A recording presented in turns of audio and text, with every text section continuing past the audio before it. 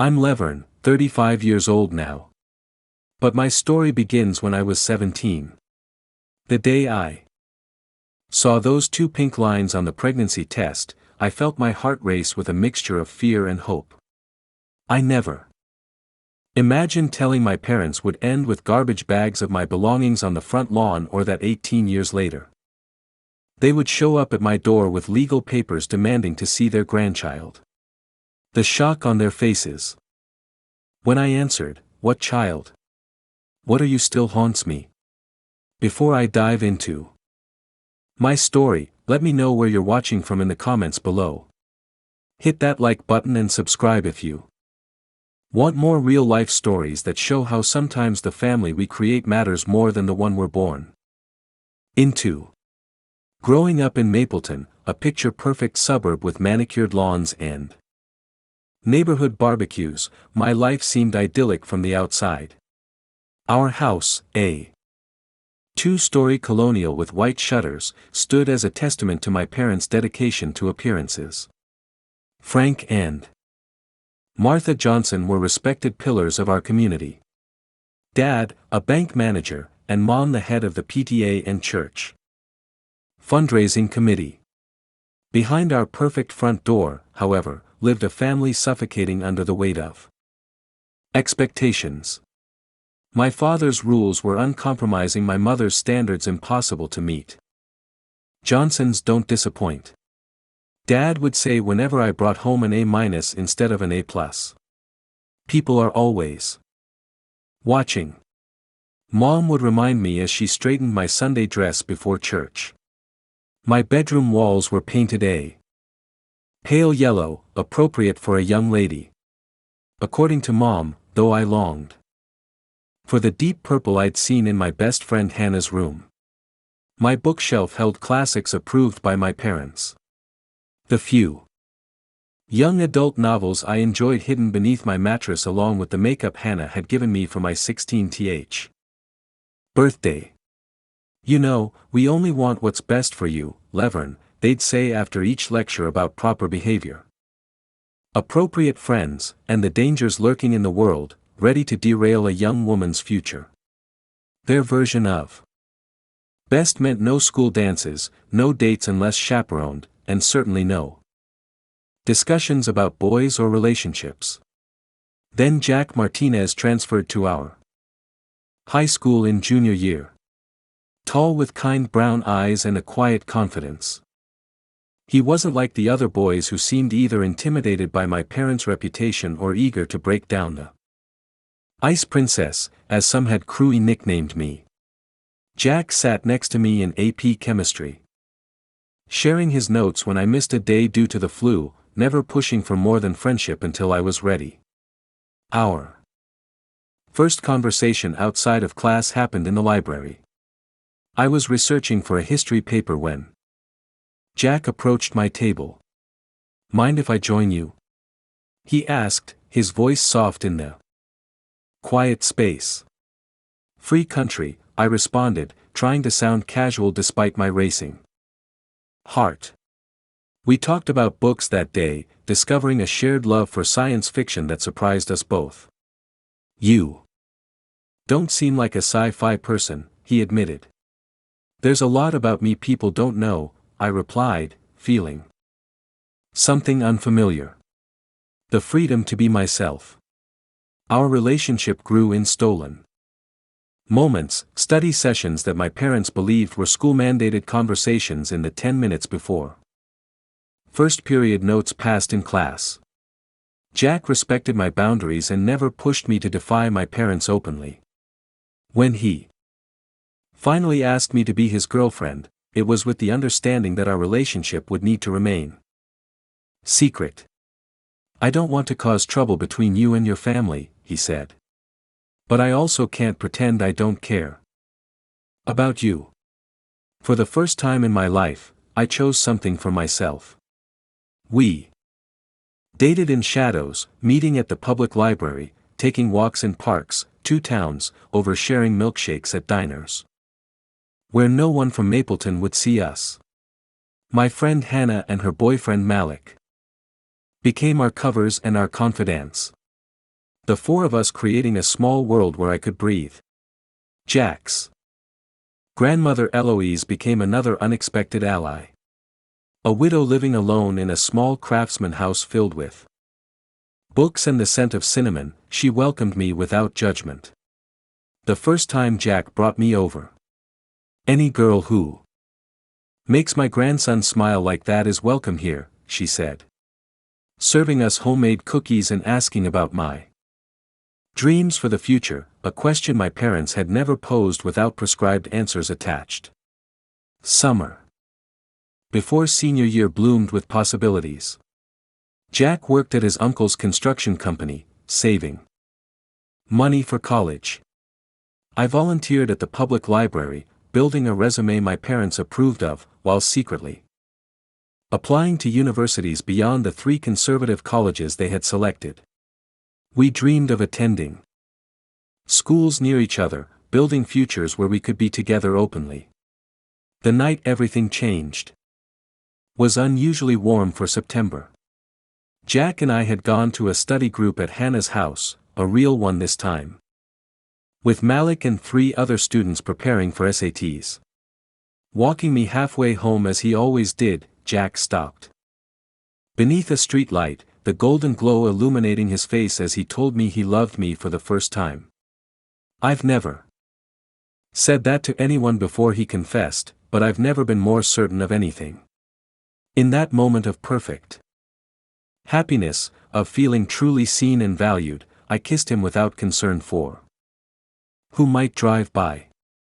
2 weeks later, when my period didn't come, that memory became both treasure and torment. The pregnancy test I bought in a town 20 miles away, wearing sunglasses and a baseball cap despite the cloudy day. I took it in a gas station bathroom, hands shaking so badly I nearly dropped it. Those 2 pink lines appeared almost immediately, bringing my carefully constructed world crashing down. Jack was stunned when I told him, his face paling before determination replaced shock.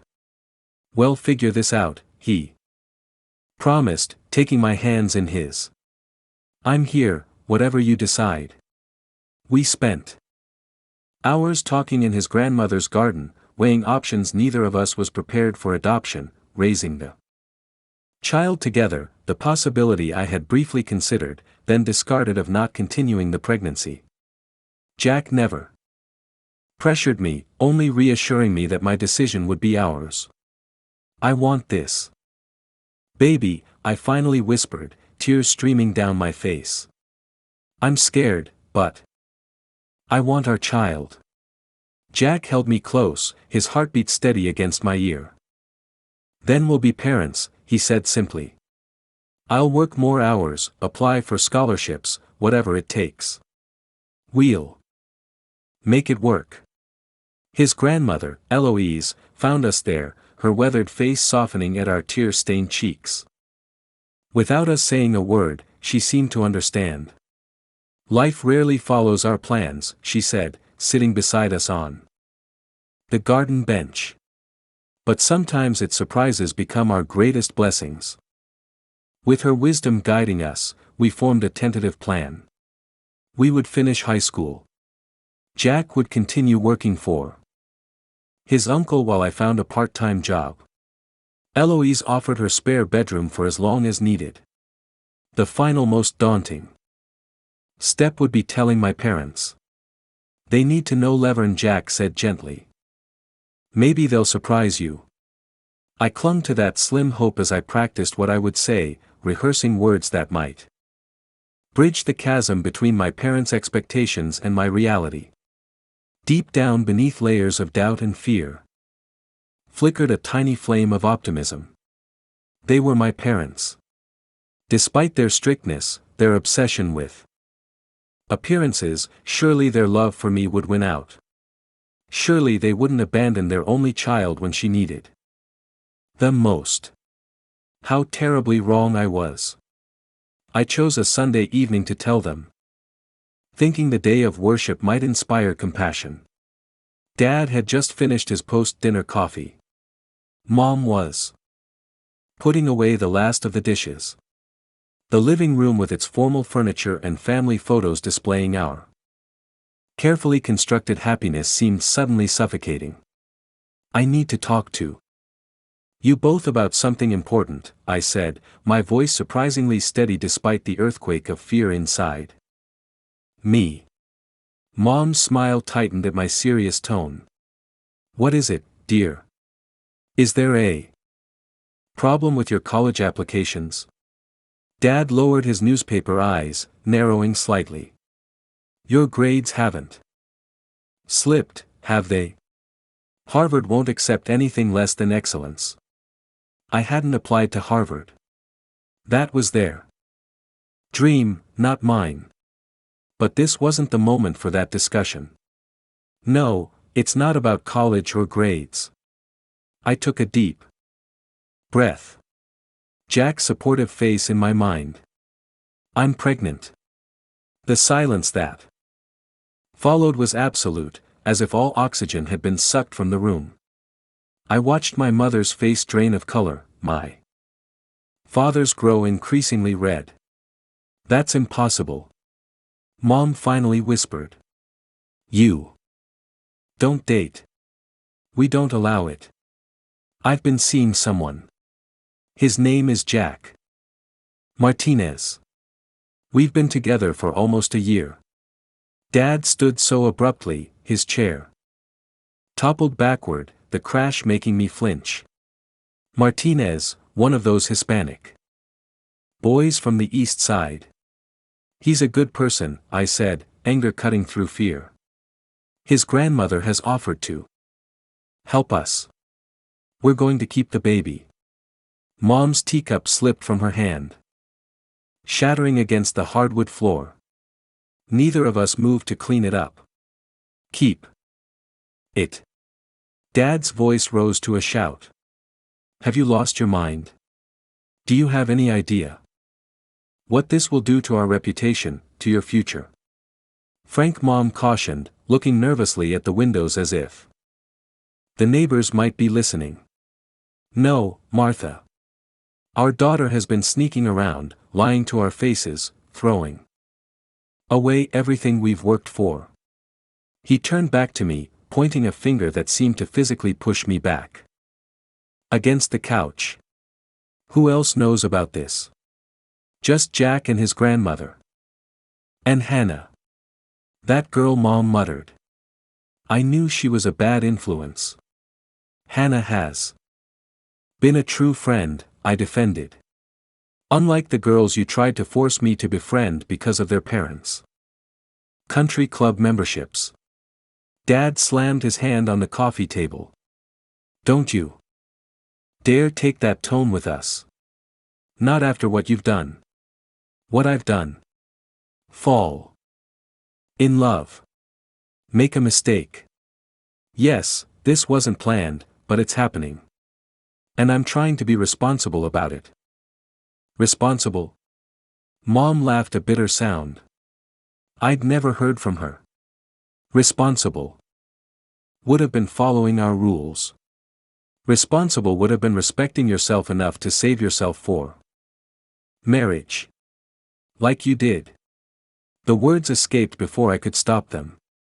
The family secret I'd overheard years ago during an argument between my parents. Their hasty wedding, my birth 7 months later. Mom's hand connected with my cheek. The slap echoing in the suddenly silent room. She'd never struck me before. The shock of it brought tears to my eyes. How dare you? She whispered, her voice trembling. Dad paced the room, running his hands through his thinning hair. The Richardson's son just became a junior partner at his law firm. The Wilsons' daughter got that scholarship to Yale. And what will we tell people about you? That you couldn't keep your legs closed and ruined your life for some Mexican boy. He's American born and raised here. And his name is Jack. I don't care if his name is Jack or Jesus himself. This ends now. Dad stopped pacing his Decision apparently made. You will call a clinic tomorrow. Martha will take you. We'll say you have a stomach virus. Keep you home from school for a few days and this mistake will be erased. No. The word came out stronger than I expected. I'm keeping my baby. Then you can't stay in this house. His voice was cold. Final Mom gasped. Frank. No, Martha. She's made her choice. If she wants to throw her life away, she won't do it under our roof or with our support. I looked to my mother, hoping for intervention, but she stared at the shattered teacup on the floor's shoulders, slumped in defeat.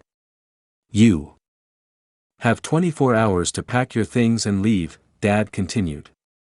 Don't tell anyone why you're going. Well, handle the story. You're choosing your reputation over your own daughter and grandchild. My voice broke on the last word.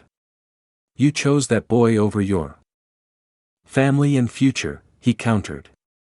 Actions have consequences, Levern. It's time you learned that. They left me sitting alone in the living room. Mom following Dad upstairs without a backward glance. I called Jack from the landline in the kitchen, whispering through tears. He offered to come immediately to face my parents with me. But I knew that would only make things worse. Eloise says to come straight there, he told me. The spare room is already being cleared out. That night in my childhood bedroom felt surreal. I packed methodically, selecting only what was truly mine. Clothes, a few books. The jewelry my grandmother had left me. Family photos I left behind. They seem to belong to different people now. Around midnight, I heard soft footsteps outside my door. Mom perhaps coming to offer comfort or reconsideration. The footsteps paused, then retreated. By morning, I understood that moment as the perfect metaphor for my mother's love. Present but unwilling to cross thresholds that might disturb her carefully constructed life. At breakfast, my parents acted as if I were already gone, discussing their daily schedules without acknowledging me. Dad left for work without saying goodbye. Mom busied herself with laundry, appearing only when Jack arrived to help with my bags. Mrs. Johnson, he said politely, extending his hand. I want you to know I'll take care of your daughter and our baby. I love Levern. Mom looked at his outstretched hand as if it were contaminated. If you loved her, you wouldn't have ruined her life. She turned to me. Don't come back unless you fixed this situation. Jack's grandmother waited in her old station wagon at the curb, her expression one of sadness rather than judgment as she watched me take a final look at the only home I'd ever known. No curtains twitched, no door opened for a last goodbye. With my few possessions loaded into the car, I left behind not just a house, but the illusion of unconditional love I'd clung to despite years of evidence to the contrary. Family should stand by each other in hard times, Eloise said quietly as we drove away. But sometimes, child, the family we build matters more than the one we're born to. I couldn't respond. Through my tears, the finality of what had just happened, crushing my chest. 17 years old, pregnant, disowned, labels that had never been part of my planned future suddenly defined my present. The weight of them might have broken me completely if not for Jack's hand holding mine, his grandmother's quiet strength and the tiny life inside me connecting us all. Eloise's home became my sanctuary, a place of worn quilts, creaking floorboards, and unconditional acceptance. My first night there, she showed me to a small bedroom with faded floral wallpaper and a handmade quilt. It's not fancy, she apologized, but it's yours for as long as you need it. It's perfect, I whispered, overwhelmed. By her kindness. Returning to school the next day required a courage I didn't know I possessed. Rumors spread quickly despite our efforts at discretion. The whispers followed me through hallways, the stares burning into my back during classes. Some teachers' expressions changed from respect to disappointment as if my academic achievements had been erased by my pregnancy. Principal Wilson called me into his office during second period. Your situation, he began, awkwardly raises concerns about the example you're setting for other students. My situation, I replied evenly, doesn't affect my ability to learn or complete my coursework. Nevertheless, perhaps our alternative education program would be more appropriate. The alternative program was where they sent students with behavioral problems or academic failures. My grades had never dropped below an A-. With all due respect, Sir, Title IX prohibits discrimination against pregnant students. I have the right to continue in my regular classes. Thank you, Hannah, for that research. He looked surprised at my knowledge of educational law. Very well, but understand that certain privileges may need to be reconsidered. Those privileges included my position on the academic decathlon team and consideration for valedictorian achievements I'd worked years to attain. I left his office with my schedule intact, but my faith in institutional fairness shattered. Hannah and Malik became my shields against the cruelty of hallway whispers. They flanked me between classes, shared their notes when morning sickness forced bathroom trips, and fiercely defended me to others. She's twice as smart as any of you, Hannah snapped at a group of girls who'd been openly gossiping. And 10 times as brave. Some friends disappeared immediately, including Sarah Thompson, whose friendship my mother had cultivated because of her father's position on the hospital board. Others maintained a careful distance, torn between social pressure and genuine concern. My calculus teacher, Mrs. Rodriguez, became an unexpected ally. My mother was 16 when she had me, she shared after class one day. The valedictorian speech she never got to give is why I became a teacher. She slipped me information about college scholarships for student parents and offered her classroom for lunch when the cafeteria became too overwhelming. Jack faced his own battles. Teammates who made crude jokes, coaches who questioned his commitment. Unlike me, he confronted them directly. I'm going to be a father, he stated proudly. Anyone who has a problem with that can say it to my face. Few did. Jack's quiet strength had always commanded respect, and his refusal to be shamed for standing by me only increased the regard of those whose opinions actually mattered.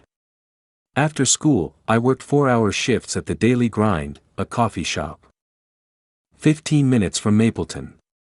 The owner, Diana, hired me despite, or perhaps because of my situation. I had my daughter at 19.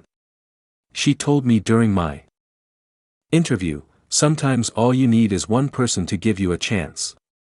Between school and work, I collapsed into Eloise's spare bed each night. Exhausted but determined. Jack worked even longer. Hours at his uncle's construction site, coming home with calloused hands and paint-splattered jeans, but never complaints.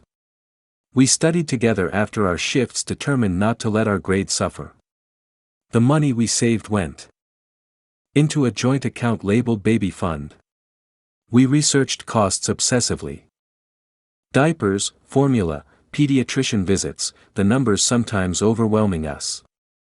During one tearful breakdown, I confessed my fear that we were being naive. Maybe my parents are right. Maybe we can't do this. Eloise, overhearing from the kitchen, joined us at the table. People have raised children with far less than you have, she said firmly. You have a roof over your heads, jobs, education, and most importantly, each other. The baby won't care about designer clothes or fancy furniture, just love. At 16 weeks, we saw our baby on ultrasound for the first time. The rapid heartbeat filled the examination room, bringing tears to Jack's eyes. "That's our kid," he whispered in awe. "Our actual kid." The technician smiled at our emotion.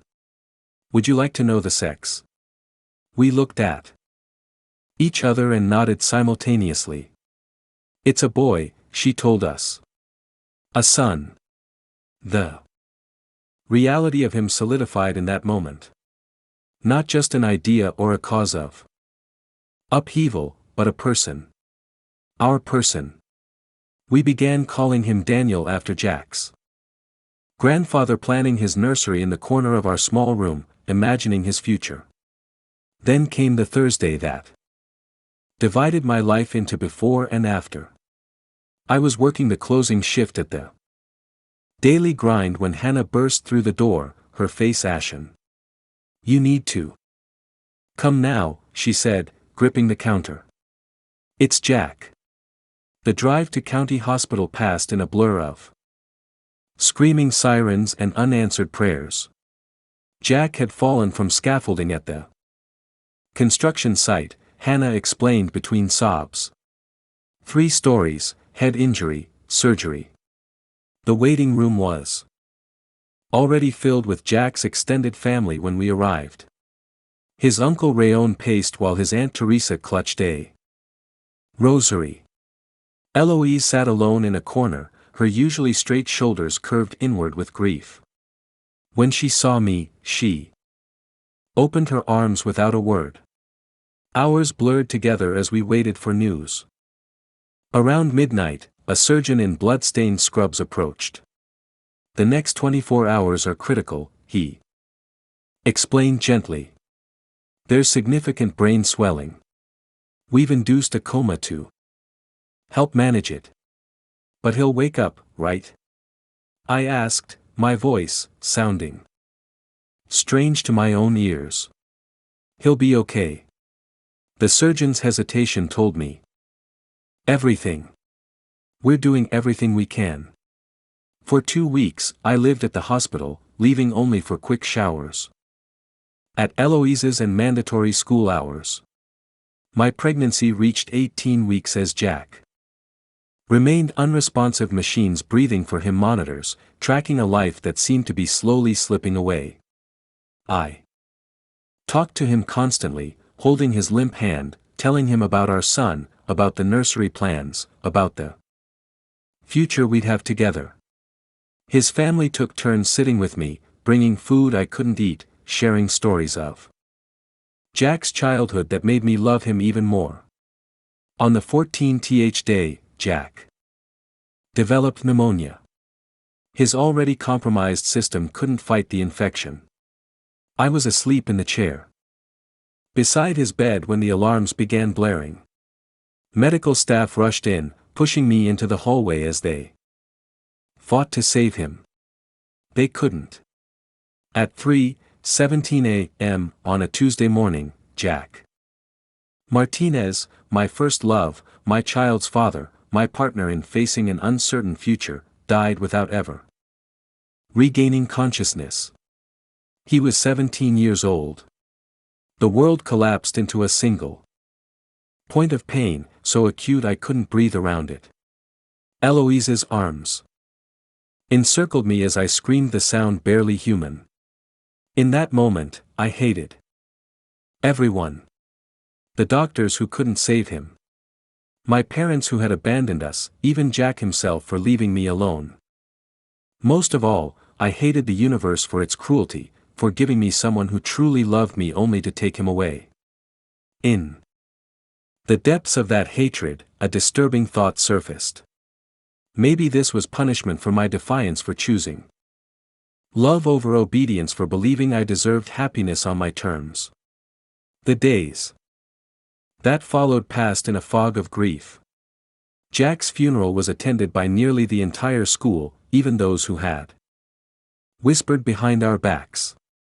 Principal Wilson spoke of Jack's character and potential. Teachers shared stories of his kindness and intelligence. Friends recalled his quiet humor and unwavering loyalty. I sat beside Eloise, both of us broken in different ways, listening to strangers define the boy we'd loved. My parents didn't come, though I hadn't expected them to. What surprised me was how little their absence hurt compared to Jack's. Some voids eclipse all others. Returning to Eloise's house. Afterward, I found myself standing in our room. Now just my room, staring at the corner where the crib would have gone. The future we'd planned evaporated like morning mist, leaving only questions without answers. How would I raise our son alone? How could I be both mother and father? How would I explain to him that his father had been extraordinary, but was known to him only through stories? That night, cramping woke me from restless sleep. Sharp pain radiated through my abdomen, my lower back, seizing in spasms that left me gasping. When I turned on the lamp, the sheets beneath me were stained with blood. Eloise, my scream brought her running. The emergency room doctor confirmed what I already knew in my heart. The stress, the grief, the sleepless nights had taken their toll. At 21 weeks, I lost the last piece of Jack I had left. Our son Daniel, who would never draw a breath or know how desperately he had been wanted. Lying in the hospital bed afterward, empty in every sense. I wondered if it was possible to die from accumulation of losses. Jack, our baby, my parents, my home, my carefully planned future. Everything that had defined me or given my life meaning was gone. Call my parents, I whispered to Eloise, a last desperate reach for the comfort of family. Please, they should know. She made the call from the phone beside my bed. I watched her face change as she spoke, lines deepening around her mouth. I understand, she finally said before hanging up. The pity in her eyes told me everything. They're not coming, are they? She took my hand. Your mother said they're sorry for your loss, but think it's for the best. That now you can return to the path they planned for you. For the best. Their grandchild's death was for the best. Something hardened inside me. Then, a protective shell forming around what remained of my heart. In that moment, I made two promises to myself. I would survive this and I would never again seek approval from people who could find blessing in my deepest pain. The weeks following my miscarriage blurred into a monotonous cycle of mechanical existence. Wake up, attend school, work shift, sleep, repeat. I moved through life like a ghost present. Physically but absent in every way that mattered. Diana allowed me to work in the back room at the daily grind, sparing me customer interaction I couldn't handle. Hannah brought my assignments and notes, sitting silently beside me during lunches I couldn't eat. Eloise made sure I took prenatal vitamins. Your body needs to heal.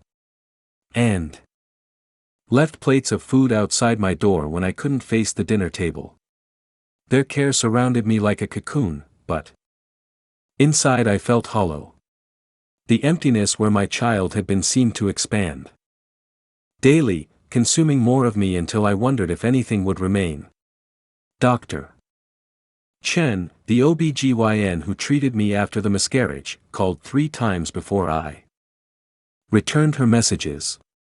I'm concerned about you, Levern, she said when I finally answered. Grief can manifest physically if not addressed. I'm fine, I lied automatically. To come in next week. We should check your physical recovery and I can recommend some resources for emotional. Office the following Tuesday. Anyway, the clinical examination confirmed my physical healing was progressing normally. The conversation afterward was more difficult. Have you told people about your loss? She asked gently. Some Jack's family knows. My friend Hannah, my boss. What about your parents? The question reopened, wounds barely scabbed over. They know. They chose not to come when I was hospitalized. Dr. Chen's expression remained neutral. Professional. And how are you handling that rejection on top of your other losses? I'm not handling it, I admitted. I'm just existing. She nodded as if this made perfect sense. Grief isn't linear, Levern. It doesn't follow a tidy schedule or pattern, but it does demand acknowledgement. Trauma. Both cards went into my wallet and stayed there untouched. The idea of speaking my pain aloud to strangers seemed impossible. Instead, I poured myself into schoolwork. With a fervor that concerned my teachers. Perfect grades became my obsession, as if academic excellence could fill the void inside me. If I couldn't have Jack or our baby, I would at least have the future he believed I deserved. Mrs. Rodriguez stopped me after class one day in late April. You're pushing too hard, she said bluntly. Your work is impeccable, but at what cost? It's all I have left, I replied the truth, slipping out before I could stop it. That's not true, Levern. You have yourself, and from what I've seen, that's someone exceptional. Her words found a crack in my armor. I don't know who I am anymore. Everything I planned to be is gone. Then this is your opportunity to redefine yourself. She handed me a scholarship application for a Women in STEM program. The deadline is next week. I've already written your recommendation letter. That night, I told Eloise about the scholarship. It was the longest conversation we'd had in months. It's at Pacific Coast University, I explained. Full tuition. For 4 years if I major in science or medicine. That's several hours from here, she noted. Her hands busy with knitting, a habit she'd returned to since Jack's death. I was thinking maybe that's good. A fresh start somewhere new. She set her knitting aside. Is that what you want, child? To leave? The question forced me to examine feelings I'd been avoiding. I can't stay here, Eloise. Everything reminds me of Jack. And the baby and my parents. I trailed off, unable to articulate the pain there. Rejection still caused. You don't need to explain, she said softly. Sometimes distance is the only way to find perspective. Would you be angry if I went? She reached across the table to take my hand. Jack loved your independence and determination. How could I be angry at you for showing those same qualities? Her eyes filled with tears. Besides, my boy would never forgive me if I hindered your future. The mention of Jack without accompanying devastation felt like progress, a tiny indication that perhaps someday memories of him might bring comfort rather than unbearable pain. With Eloise's blessing, I completed the scholarship application. When the acceptance letter arrived in June, it brought the first genuine smile to my face in months. Pacific Coast University wanted me not as the pregnant girl or the grieving girlfriend or the rejected daughter, but as a student with potential. Graduation day arrived with unexpected emotions. I'd finished second in my class, narrowly missing valedictorian due to my attendance issues during Jack's hospitalization. A decision Principal Wilson delivered with transparent relief that I wouldn't be representing the school from the podium. Hannah, graduating fourth, squeezed my hand during the ceremony. Their loss. She whispered as Ashley Collins gave a forgettable speech about futures and dreams. My name announced over the loudspeaker prompted scattered applause and a few distinct cheers. Eloise's wavering voice, Hannah's father's deep bellow, Diana, and the coffee shop staff's whoops from the back row. The empty spaces where my parents should have been stung less than I'd anticipated. Their physical absence merely confirmed the emotional abandonment I'd already processed. After the ceremony, as families gathered for photos and celebrations, Hannah's parents insisted I join their pictures. "We're so proud of you both," Mrs. Thomas said, her arm around my shoulders. "Against all odds, look what you've accomplished." Against all odds indeed.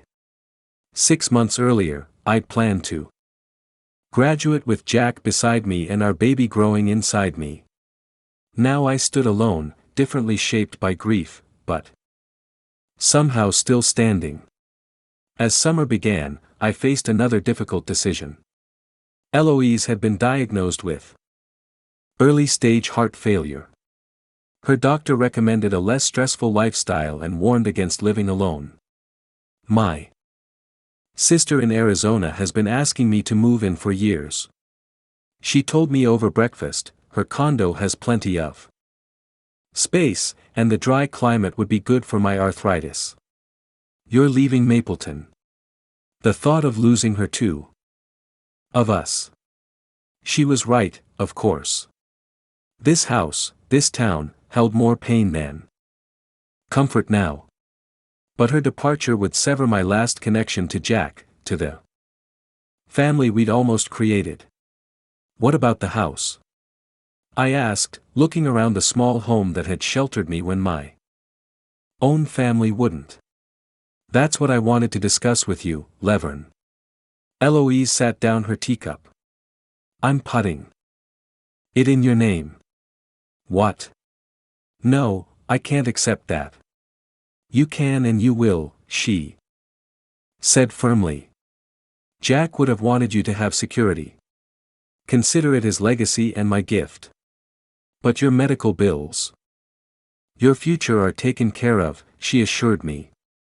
"My late husband's insurance and pension are quite adequate. This house is paid off. The taxes are manageable.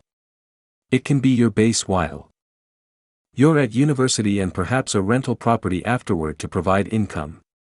I tried several more times to refuse, but Eloise was as stubborn as her grandson had been. By July, the papers were signed, making me at 18 a homeowner. The responsibility terrified and grounded me simultaneously, a tangible future to build toward. Before leaving for Arizona, Eloise gave me one more gift. A box containing photographs, letters, and mementos of Jack's life. "For when you're ready," she said, "and for Daniel's memory, too. Some stories shouldn't be forgotten, even when they end too soon." We cried together that last night, not just for Jack and the baby, but for the family unit we'd briefly formed in crisis. "You are my granddaughter in every way that." Alone in the silent house, surrounded by memories, but facing forward. The scholarship to Pacific Coast University awaited. My meager savings from the daily grind would help with expenses not covered. The path ahead was nothing like what I'd planned, but it was mine to walk. I never told anyone else about the miscarriage. In my new life at university, I became simply Levern Johnson, nursing student, serious scholar, private person. Not the pregnant high school girl, not the grieving girlfriend, not the daughter deemed unworthy of forgiveness. It wasn't denial, but survival, creating space to heal without constant reminders of loss. Only in the quiet of Eloise's house during semester breaks did I allow myself to wonder about the child who would never be. Would he have had Jack's gentle eyes, my stubborn chin, Would his laugh have bubbled easily or emerged reluctantly? These questions had no answers, only the dull ache of possibilities forever unexplored. Pacific Coast University became my sanctuary and salvation. The nursing program demanded such complete focus that grief had to be compartmentalized, tucked away during long hours of study and clinical rotations. For the first time since losing Jack and our baby, I had purpose beyond mere survival. My freshman roommate Zoe had purple hair, multiple piercings, and a kindness that caught me off guard. "You don't talk much about home," she observed one night as we studied. "Not much to tell," I deflected. "Fair enough. My family story is pretty boring, too. Supportive parents, annoying little brother, golden retriever named Max." She grinned. "But if you ever want to borrow them for holidays, they love adopting strays." I declined that first Thanksgiving invitation, choosing instead to return to the empty house in Mapleton. Standing in what had been Jack's grandmother's kitchen, I prepared a small turkey breast and spoke aloud to ghosts, thanking Eloise for her generosity, telling Jack about my classes, promising Daniel I wouldn't forget him. The following morning, I drove to the cemetery for the first time since the funeral. Jack's grave was well maintained, fresh flowers suggesting his family visited regularly. There was no marker for our son, no physical acknowledgement of his brief existence. I placed a small blue teddy bear against Jack's headstone, connecting father and son in the only way possible now. "I'm trying to build something from what's left," I told them. Both. "I don't know what yet, but something worthwhile." By sophomore year, I'd found my specialization, pediatric nursing. Working with children connected me to a future I'd imagined with Daniel, while honoring Jack's protective nature. Each small patient became a temporary substitute for the child I'd never raise. Though I kept this motivation strictly to myself. Professor Winters noticed my affinity during a clinical rotation at Children's Hospital. "You have a natural way with the little ones," she commented after watching me comfort a frightened 4-year-old during a blood draw. "Not all nurses do. They deserve gentleness," I replied, "especially when they're scared." She became a mentor, recommending additional training programs and introducing me to key hospital administrators. Under her guidance, I developed expertise beyond the standard curriculum, positioning myself for competitive positions after graduation. Junior year brought another turning point when I met Thomas Reed, a pediatric resident with kind eyes and a quiet confidence reminiscent of Jack, but wholly his own. Thomas asked me for coffee after we worked together stabilizing a young asthma patient. "Just coffee," he clarified. "No pressure." I surprised myself by accepting. Our professional conversation gradually shifted to personal topics. His childhood in Seattle, my studies books. We'd both enjoyed. He asked for a second meeting, then a third. Dating seemed a foreign concept after years of shutting down that part of myself. But Thomas's patience allowed trust to build slowly. On our 5th date, I finally told him about Jack. Not everything. Not yet. About the pregnancy or miscarriage, but about first love and devastating loss. Thomas listened without interruption, without platitudes. "Thank you for sharing that with me," he said simply.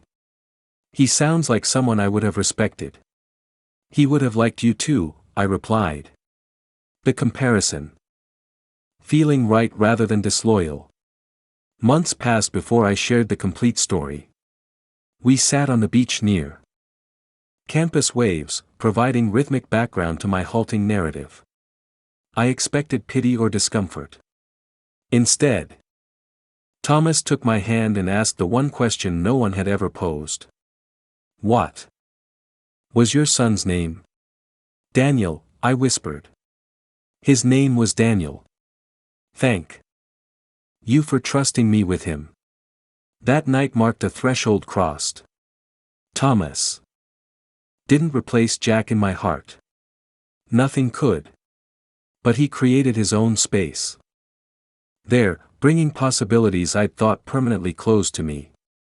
By senior year, we'd become partners in more than romance. Thomas's residency at Pacific Children's Hospital focused on underserved communities, aligning perfectly with my growing interest in accessible healthcare. Together, we developed outreach programs bringing basic pediatric services to neighborhoods where hospital visits were luxury rather than routine. Graduation approached with mixed emotions. My achievements felt bittersweet without family to witness them.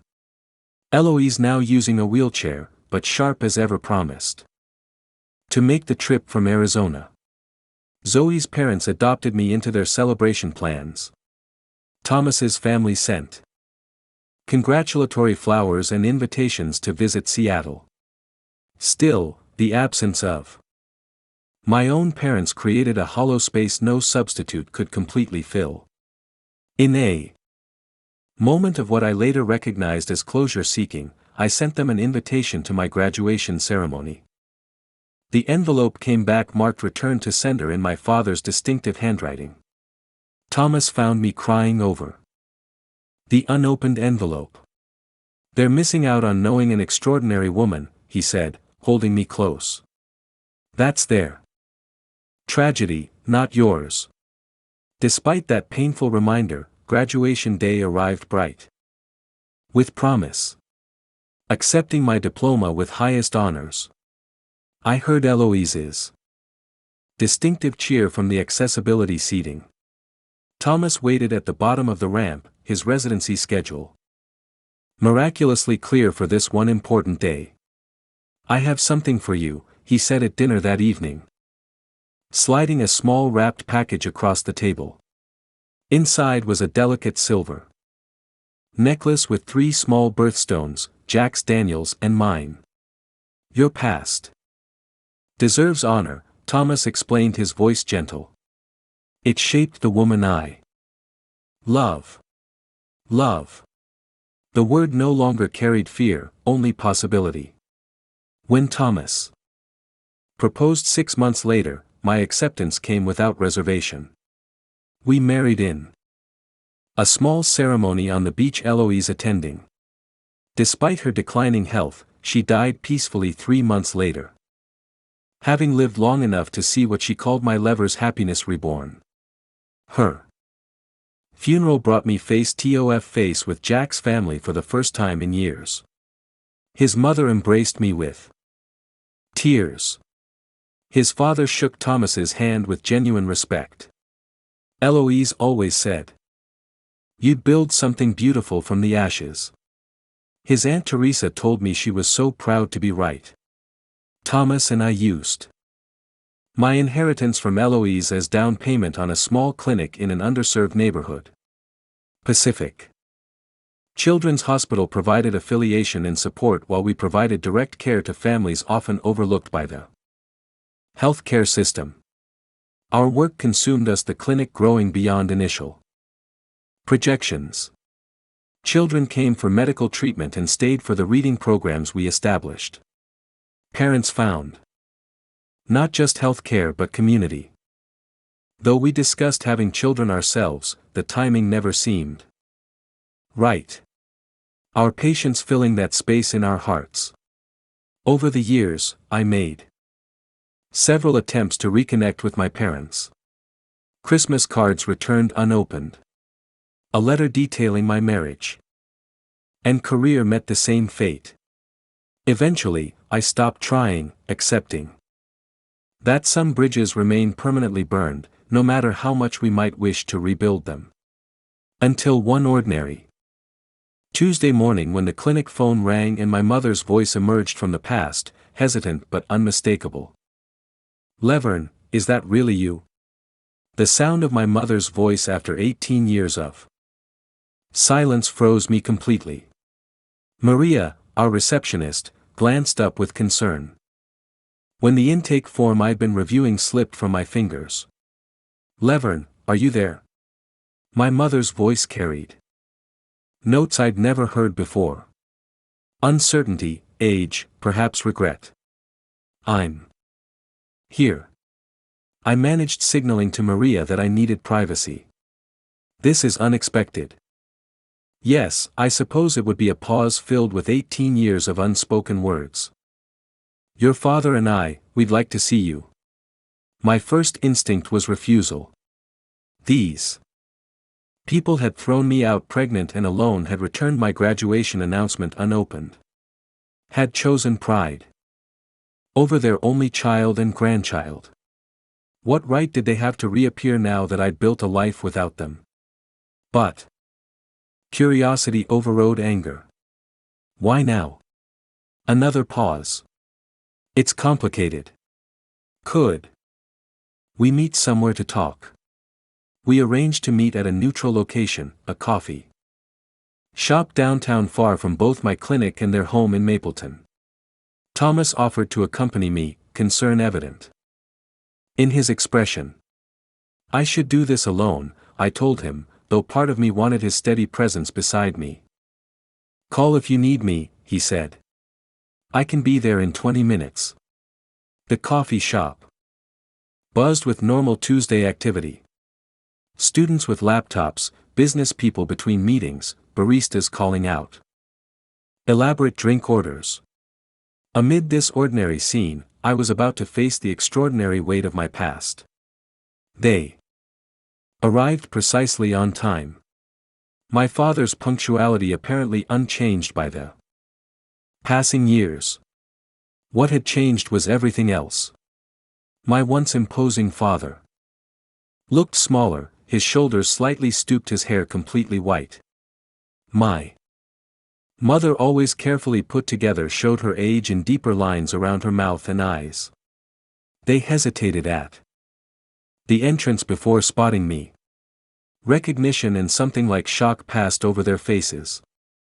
Had they expected me to remain 17 forever in their minds? The confident professional woman before them bore little resemblance to the frightened girl they'd cast out. "Lever." My father spoke first, his voice rougher than I remembered. "Thank you for agreeing to meet us." I nodded, not trusting myself to speak immediately. They settled into chairs across from me. Movements careful as if approaching a wild animal that might bolt. "You look well," my mother offered. "Healthy." "I am." Two simple words carrying the weight of all they'd missed. My education, my marriage, my career built despite their abandonment. "We've been trying to find you for some time," my father said. "You changed your name." "I'm married," I replied. "I'm Ride now." My mother's eyes dropped to my hand, noting the wedding band and engagement ring. "We didn't know. You weren't meant to." The words emerged sharper than intended. "You made it clear you wanted no part in my life." My father flinched visibly. "We made mistakes, Levern. Terrible mistakes. Is that what you call throwing your pregnant teenage daughter out with garbage bags? A mistake?" The couple at the next table glanced over quickly, returning to their conversation when they caught my expression. "We were wrong," my mother whispered. "So very wrong." The admission 18 years too late landed hollow. "What do you want from me?" They exchanged glances before my father spoke. "We want to meet our grandchild." The request struck like a physical blow. All these years later, they still didn't know. No one had told them about the miscarriage, about Jack's death. Why would anyone? They had Removed themselves completely from my life. Your grandchild, I repeated the words bitter on my tongue. We understand you may not want us involved, my mother hurried to add. But we've been doing a lot of thinking, a lot of soul searching. We've realized family matters more than anything else. Family. The irony almost made me laugh. You decided I wasn't family the moment I didn't conform to your plans. We were wrong. My father repeated. Our church, our friends, our pride. We put everything before you, and it was the greatest mistake of our lives. His sincerity seemed genuine. His regret palpable, but it changed nothing. 18 years of absence couldn't be erased with a single conversation. It took you 18 years to reach this conclusion. No, my mother said quietly. We've known we were wrong for a long time. But shame is a powerful deterrent, Levern. The longer we waited, the harder it became to reach out. What changed? My father looked down at his untouched coffee. I had a heart attack last year. Not severe, but enough to make us confront our mortality. The idea of dying without making amends, without meeting our grandchild. He trailed off emotion, choking his words. I should have felt something. Satisfaction at their suffering perhaps, or empathy for their regret. Instead, I felt curiously empty, as if watching strangers in a play loosely based on my life. Where did you get the idea I had a child? I asked finally. They seemed confused by the question. You were pregnant when you left, my mother said. We assumed. You assumed I had the baby. That I've been raising a child all this time without you. Yes, my father confirmed. We even filed for grandparent visitation rights. Our lawyer said, you did what? The shock broke through my carefully maintained composure. We filed with the court, he repeated. Grandparents have rights, too, Levern. We don't expect to take over your child's life, but we want the chance to be involved to get to know our grandchild. The audacity stunned me into momentary silence. After abandoning me at my most vulnerable, they were attempting to use legal means to force their way back in. When is the hearing? I asked, voice unnaturally calm. Next month. But we hope to resolve things amicably before then. Amicably. The word tasted like ash. You throw me out, ignore me for 18 years, then try to legally force your way into my child's life. And you want things to be amicable. Levern, please. My mother reached across the table, stopping short of touching me when she saw my expression. We just want a chance. A chance at what exactly? Rejecting another generation if they don't meet your standards. My father's face hardened briefly. A glimpse of the authoritarian who had ruled my childhood before crumpling into something closer to desperation. We were wrong about everything, Levern. Everything. Please just let us meet our grandchild. After that, you can decide what relationship you want us to have. I stood gathering my purse and jacket. I need time to process this. Don't contact me again until I reach out to you. But the court date, I'll be there. I cut my father off with my lawyer. I left them sitting there, my untouched coffee cooling between them. Outside, the bright sunshine seemed incongruous with the storm inside me. I called Thomas immediately, my voice shaking as I recounted the conversation. They filed for grandparent rights, I concluded, to a child that never existed. Past the second trimester. His silence spoke volumes before he finally responded. I'll call Jennifer. Our friend, a family law attorney who had helped establish the legal clinic adjacent to our medical practice. Come home, Levern. We'll figure this out together. The following weeks passed in a blur of legal consultations and emotional upheaval. Jennifer confirmed what I already suspected. My parents had no case, especially given that the child in question had never been born. But we need to handle this carefully, she advised. The court should be informed through proper channels, not as a dramatic revelation. I drafted and discarded dozens of letters to my parents, unable to find words adequate to explain what they had missed. Jack's death, my miscarriage. The years of rebuilding myself from those twin devastations. How could I compress such profound loss and subsequent resilience into something they might comprehend? In the end, I sent a simple message. There is no child. I will explain at my home on Saturday at 2 p.m. Their response came immediately. They would be there.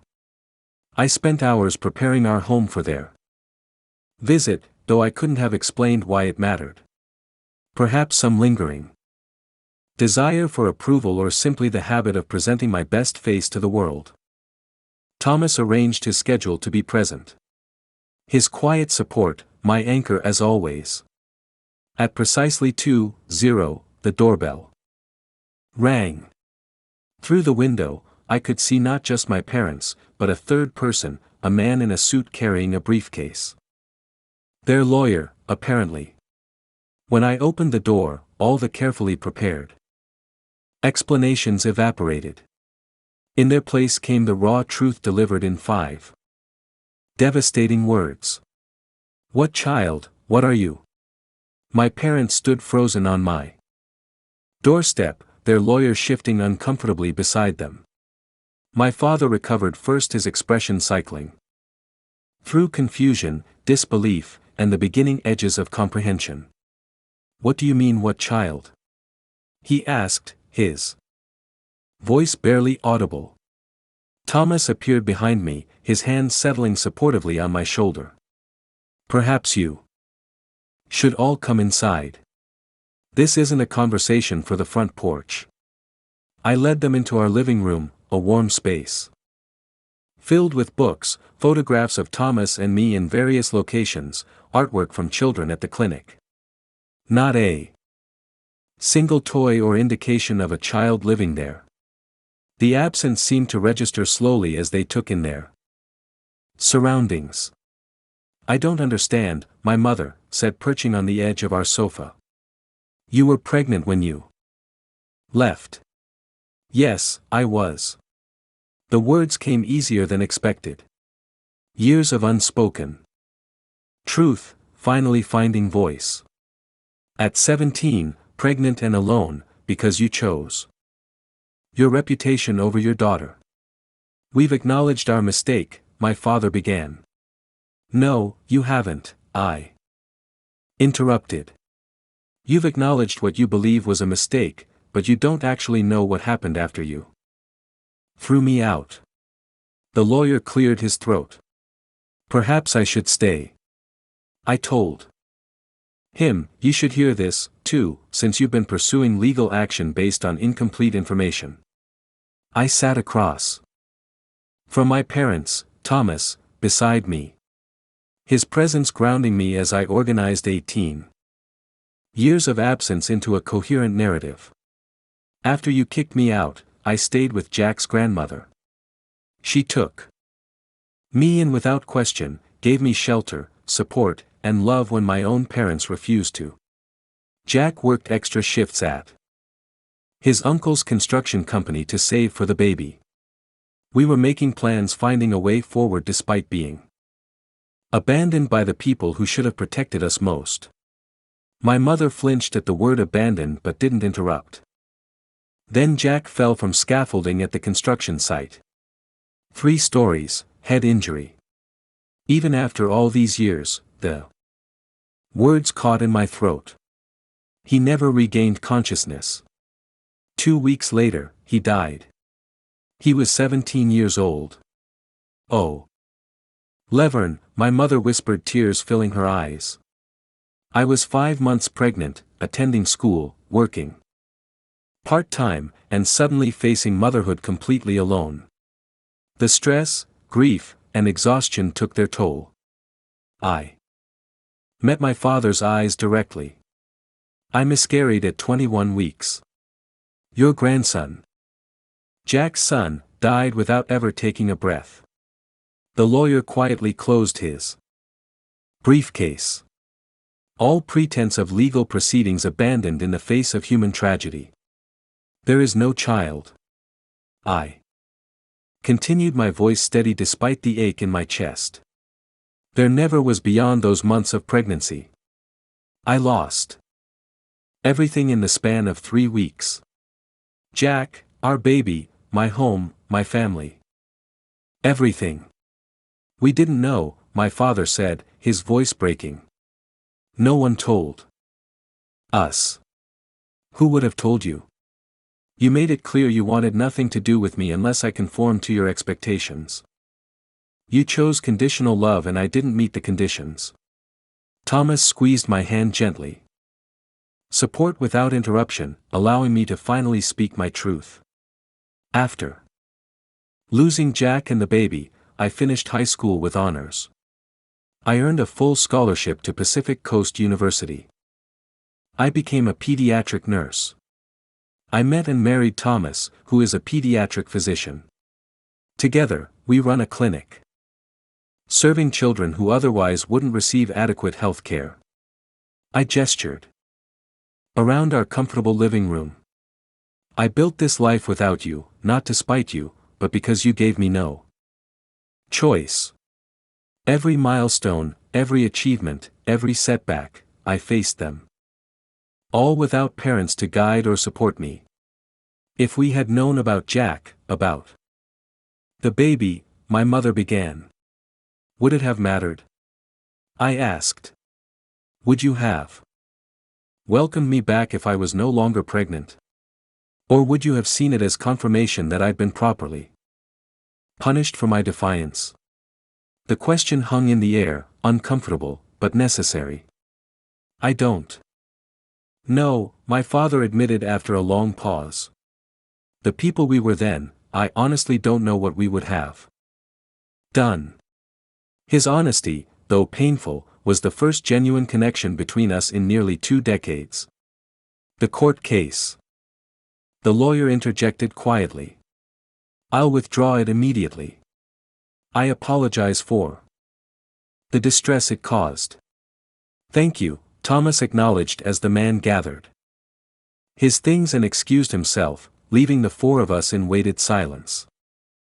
My mother's tears flowed freely now. All these years we imagined you with a child. Our grandchild. We pictured birthday parties.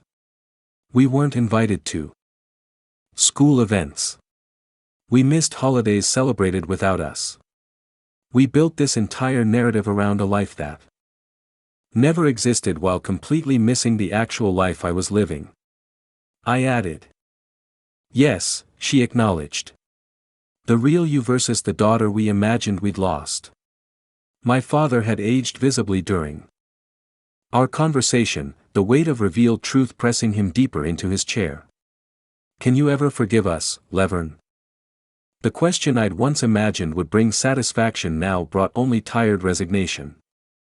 Forgiveness isn't a single moment or declaration, Dad. It's a process. One I've been working on for years without you even knowing. Are you saying there's hope for some kind of relationship moving forward?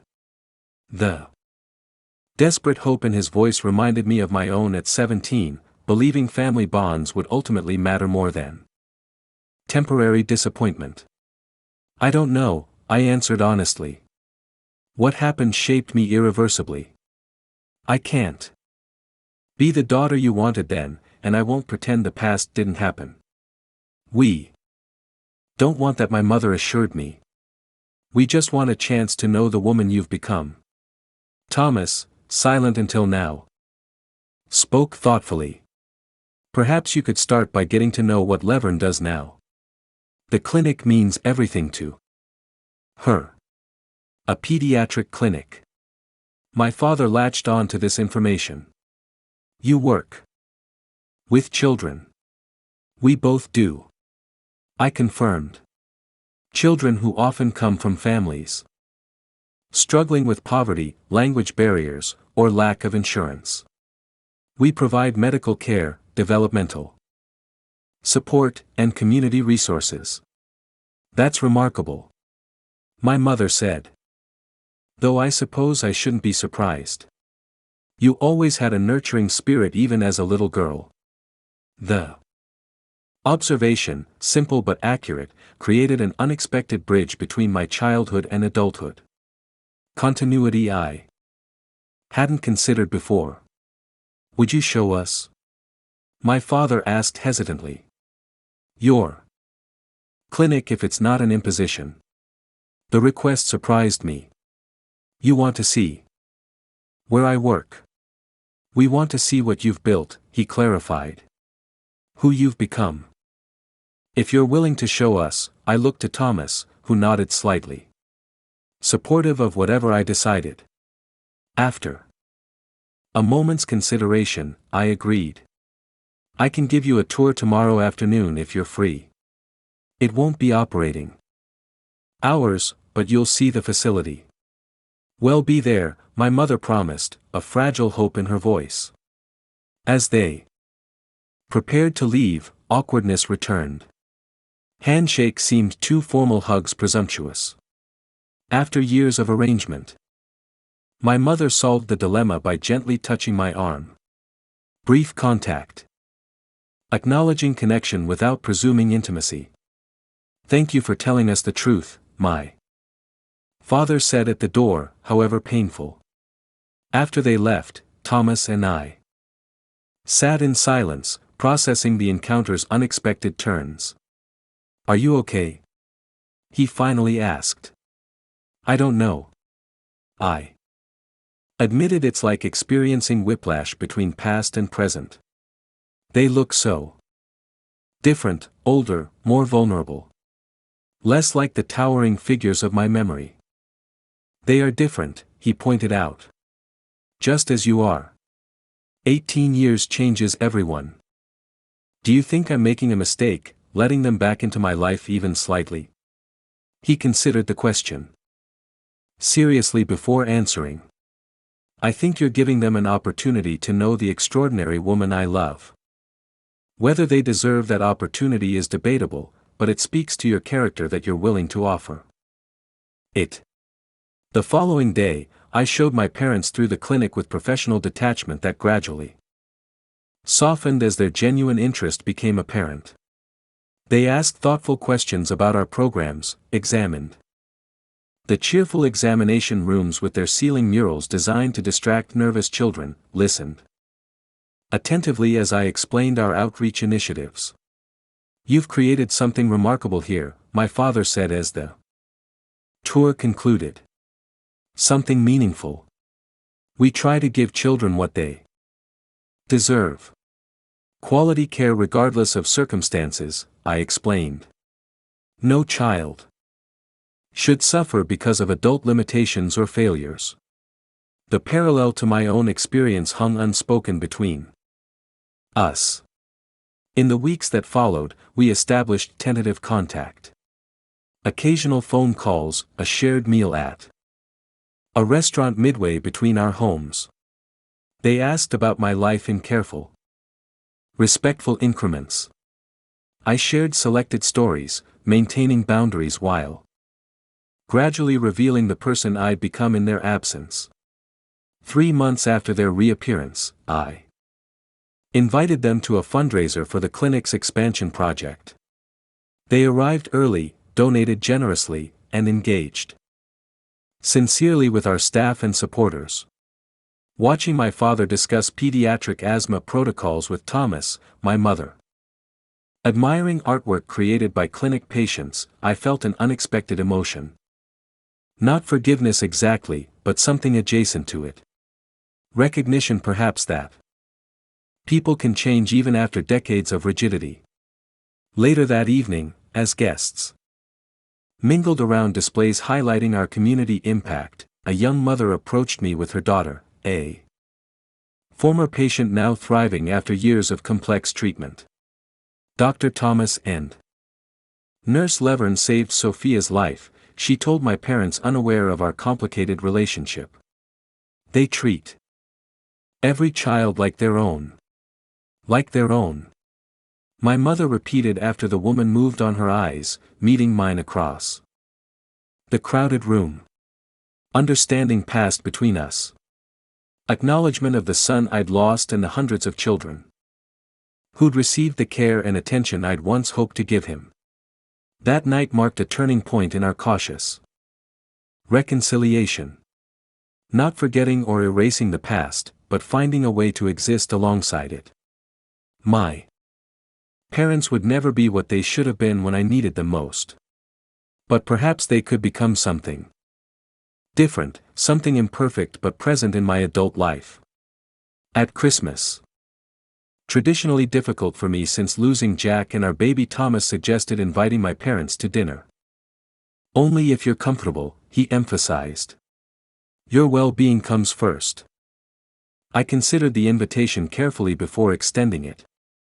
They accepted, immediately arriving with appropriately modest gifts and palpable nervousness.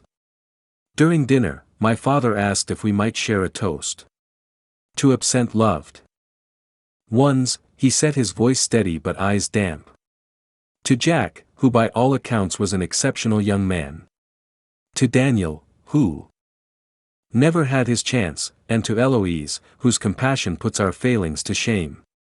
The acknowledgement of those I'd lost by name with respect loosened something long clenched inside me. Not healing exactly, but perhaps the beginning of its possibility. Later, helping clear dishes, my mother paused beside a photograph of Thomas and me with a group of clinic patients. You didn't have the child you carried, she said softly. But you've mothered hundreds in your own way. It's not the same, I replied honestly. No, she agreed. Nothing could replace what you lost.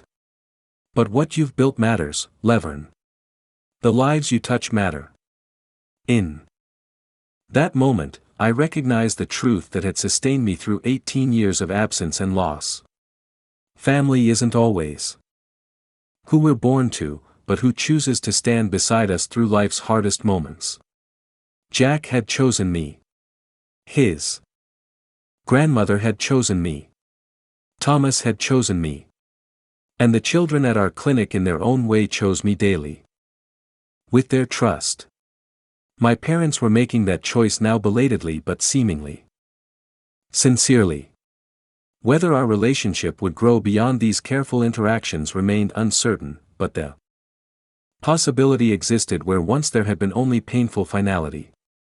Life offers no perfect resolutions, no magical healing of historic wounds. Some scars remain permanent, some losses irreplaceable. But between the absolutes of perfect reconciliation and complete estrangement lies a middle path, acknowledgement of past harm, alongside tentative steps toward a different future. I don't know if I'll ever fully forgive my parents for abandoning me when I needed them most. That 17-year-old girl with her world collapsing deserved better than garbage bags on the front lawn and conditional love. But at 35, I can acknowledge their humanity, their capacity for growth, their genuine regret without surrendering the truth of my experience. Sometimes the family we create matters more than the one we're born into. And sometimes, if we're fortunate, those separate worlds find ways to coexist in peace, if not perfect harmony. What about you? Have you ever had to rebuild relationships after profound hurt or abandonment? How do you balance Forgiveness with self-protection. Share your thoughts in the comments below. If this story resonated with you, please like, subscribe, and share it with someone who might need to hear that healing comes in many forms, on many timelines, and always on your own terms. Thank you for listening, and remember, your past shapes you, but it doesn't have to define your future.